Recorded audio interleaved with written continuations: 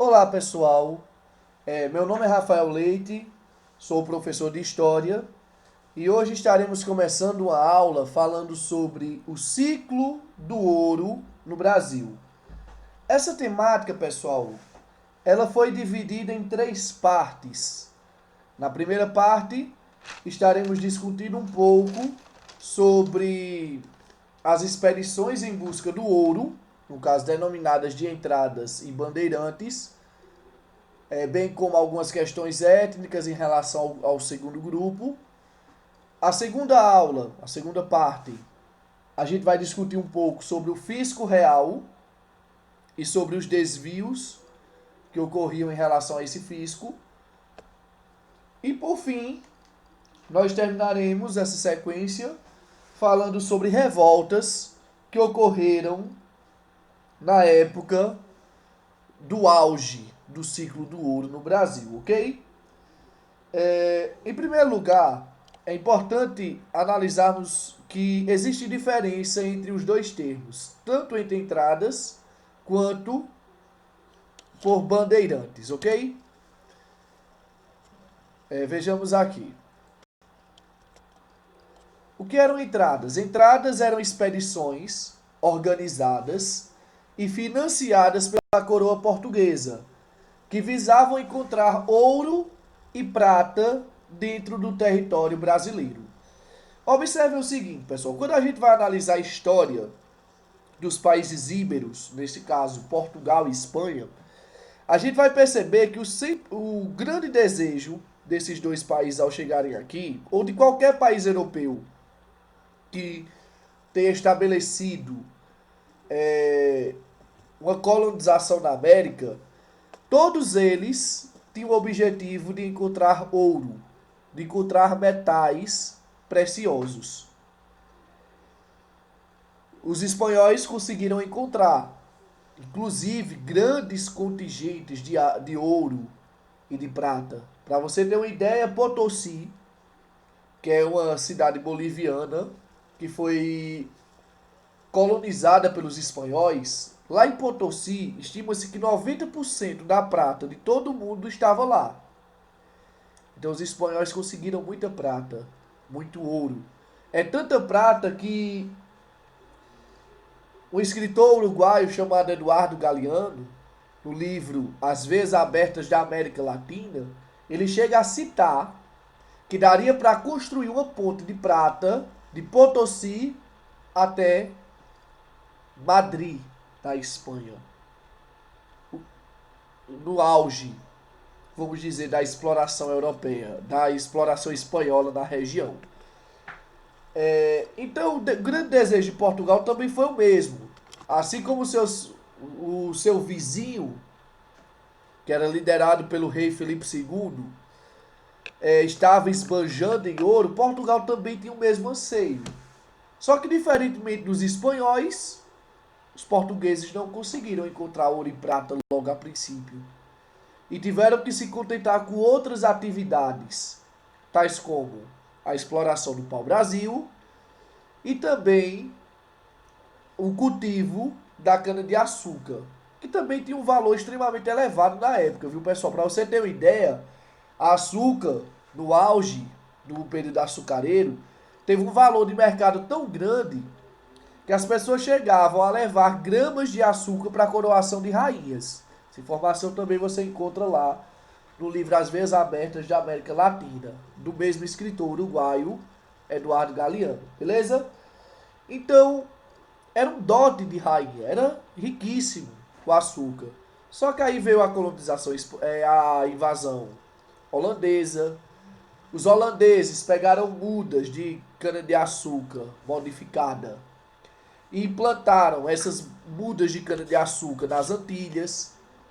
Logo, a qualidade do açúcar produzido lá nas Antilhas era melhor, era superior e a um custo de produção muito mais baixo. Então, isso força os portugueses a terem que baixar os preços se caso quisessem continuar vendendo açúcar. Então a gente vê um claro declínio dessa atividade açucareira. E o que chama a atenção é que justamente nesse momento de claro declínio, é que você vai ver essa reviravolta em relação à economia portuguesa. Essa reviravolta em que sentido? A reviravolta no sentido de achar o ouro. Quem vai encontrar o ouro são as entradas, as expedições organizadas pela própria coroa? Não. Mas vai ser achado o ouro justamente nesse momento de crise da economia açucareira. Enquanto os espanhóis já tinham praticamente aniquilado toda a produção de ouro e de prata de suas jazidas, pelo menos a grande maioria, os portugueses agora começaram a despontar como economia e ascensão a partir do ouro e da prata, beleza? E o que seriam os bandeirantes? Os bandeirantes eram expedições particulares que também buscavam esses metais preciosos, que eu expliquei aqui, mas eles tinham mais outra finalidade, que era buscar mão de obra indígena para escravizar. Diferentemente, por exemplo, dos jesuítas, que proibiam e exigiam por parte da coroa portuguesa o fim da escravidão indígena, os bandeirantes iriam escravizá-los. É claro que a gente ouve muito pouco falar sobre essa escravidão, pessoal, mas ela também foi constante. Não teve a mesma proporção, vamos dizer, da escravidão negra, em termos de números, mas também os indígenas aqui foram fatalmente massacrados por doenças, foram escravizados também. As pessoas que não tinham tantas condições financeiras preferiam os indígenas aos negros, por termos de custos. E quando vi, por exemplo, o Marquês de Pombal, essa proibição em relação à escravidão, entre aspas, indígena, ela também é modificada. E esse indígena que foi proibido de ser escravizado, teoricamente, no primeiro momento, depois ele também passa a ser legitimado. Agora, por que os bandeirantes serão os grandes responsáveis? Alguns autores apontam que talvez essa vontade dos bandeirantes escravizarem os indígenas vinha da sua própria origem. Curiosamente, os bandeirantes eram em sua maioria compostos por filhos de portugueses com índias. E dado esse fato, eles eram duplamente rejeitados. Por quê? Os portugueses não reconheciam eles como portugueses. Por outro lado, para a comunidade indígena, o que valia para eles era a linhagem do pai. Se o pai não for índio, logo o filho não é índio. Então ele nem era reconhecido como português, muito menos como índio. Ou seja, ele era duplamente rejeitado. Só que aí, diante dessa circunstância, eles optaram por ficar do lado dos opressores. Optaram por ficar do lado dos portugueses e assim escravizarem os índios, que também não reconheciam. Aqui uma imagem bastante conhecida da época, que foi produzida na época, né, de bandeirantes levando indígenas como escravos. Autores como Darcy Ribeiro apontam que os bandeirantes são os grandes responsáveis também pela expansão do território brasileiro. Se você for observar, os portugueses em geral, as entradas, elas se concentravam mais nas regiões litorâneas. Porém, os bandeirantes, eles seguiam os cursos dos rios e saíram adentrando pelo território, ora português inicialmente, depois também pelo o território espanhol, o que levou os espanhóis depois a terem que aceitar também que esse território era português, dado o fato que a maior parte do território ocupado, vamos dizer, além do Tratado de Tordesilhas, era de maioria composta por brasileiros, por pessoas oriundas do território brasileiro, que falavam língua portuguesa e não espanhola. Então, vai haver essa anexação. Eles serão grandes responsáveis pelo aumento territorial do Brasil em um dado momento. Isso por quê? Porque eles saíam seguindo o curso dos rios em busca de indígenas. E vai ser nesses cursos de rios que eles vão adentrando pelo território, pessoal, que eles irão encontrar o ouro tão desejado por parte da coroa portuguesa, que era o ouro de aluvião.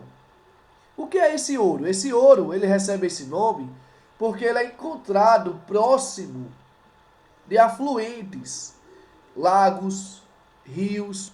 Na verdade, o primeiro ouro a ser encontrado no Brasil, pessoal, ele será encontrado próximo dos rios. E quem será o grande responsável por explorar regiões de rios? Os bandeirantes. A gente vai ver que mais à frente vai haver até uma briga, pessoal, em relação a isso. Por quê? Porque os bandeirantes irão achar o ouro, mas nesse momento a coroa portuguesa, que deixava eles bem à vontade, passou a exigir que o ouro agora fosse dado à coroa, que eles administrassem, não quem de fato descobriu. É o que a gente vai chamar de Guerra dos Emboadas, pessoal.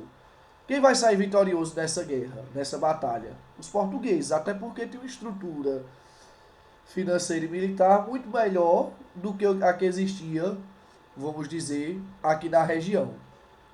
Então, vai haver essa briga e quem vai sair e quem vai passar a administrar não serão os bandeirantes, embora esses tenham descobertos, e sim a coroa portuguesa. Beleza? Estamos encerrando aqui, pessoal, essa primeira parte. Na segunda parte, nós iremos falar sobre a tributação portuguesa. E é isso, pessoal. Desde já, reitero o que já disse em outros momentos.